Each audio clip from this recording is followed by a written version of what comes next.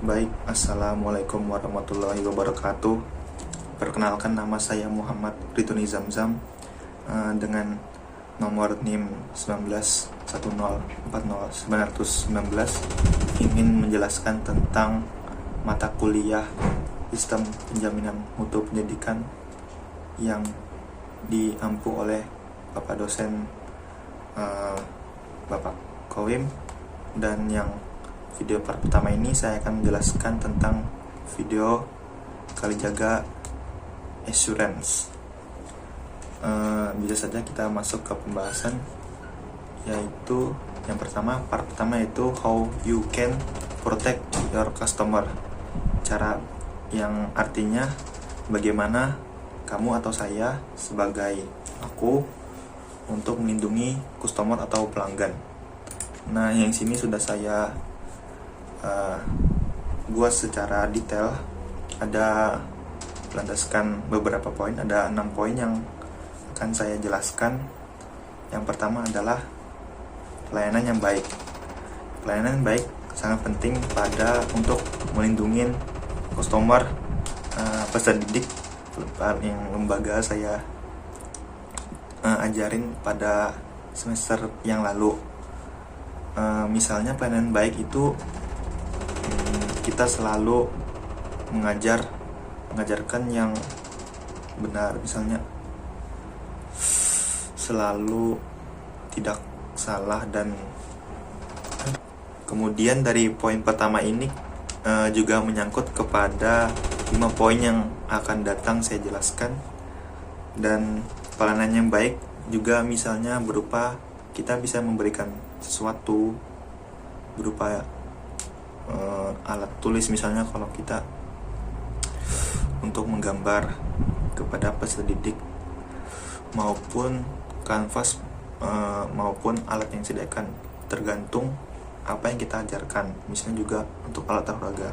Kemudian kita bisa menemui berbagai peserta didik yang baru, kita bisa mengundangnya. Kemudian kita bisa membuat sesuatu yang unik dengan mengajarkan metode yang baru, misalnya yang tidak pernah ditemui sebelumnya. Kemudian menunjukkan keahlian saya atau Anda.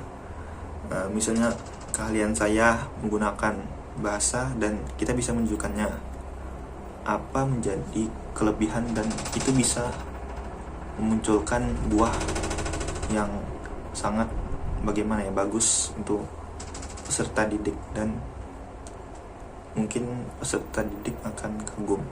Kemudian kita bisa menggunakan teknologi yang ada, terlebih lagi pada pandemi ini. Kemudian selanjutnya adalah kita bisa membuat kompetensi atau lomba yang akan berhadiah. Misalnya dari 3 peserta didik, kita bisa membuat kompetensi siapa yang juara pertama akan mendapatkan misalnya buku atau binder. Kemudian yang terakhir, kita bisa buat acara, atau terlebih kita buat jadwal yang terstruktur, misalnya diadakan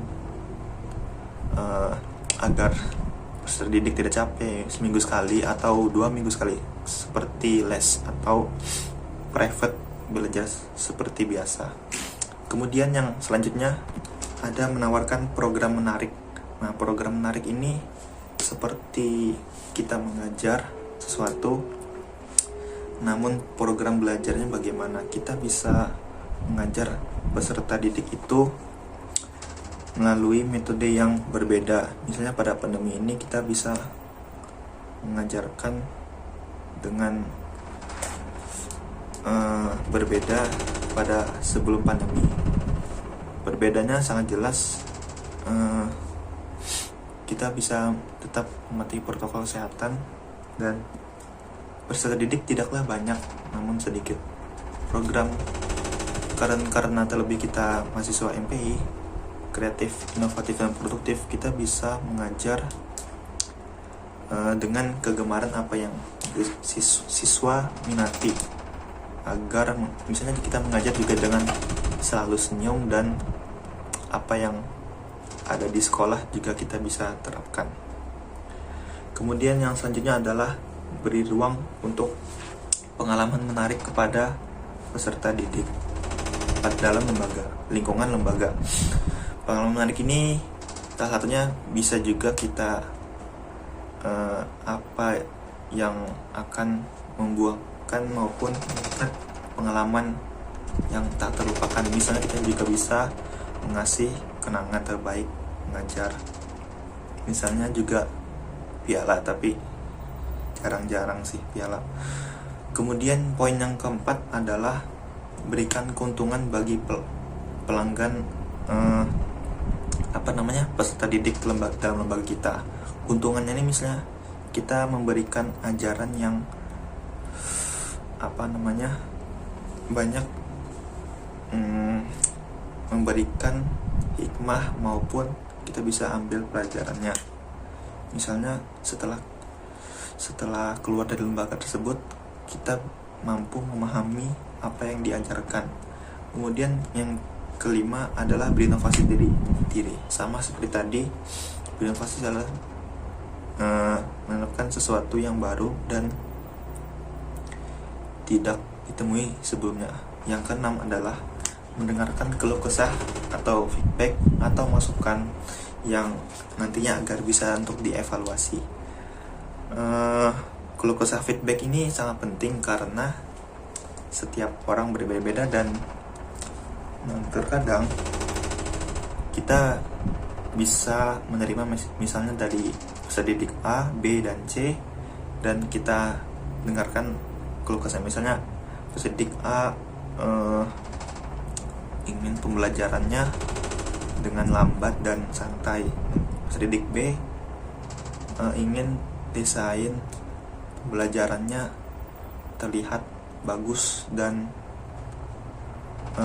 rapi, dan peserta didik yang ketiga C, yaitu misalnya keluh kesahnya ingin pengajaran yang ramah dan baik dan tidak kasar. Nah, dan nantinya situ semua bisa dirangkum dan bisa dievaluasi agar kedepannya berjalan dengan lancar.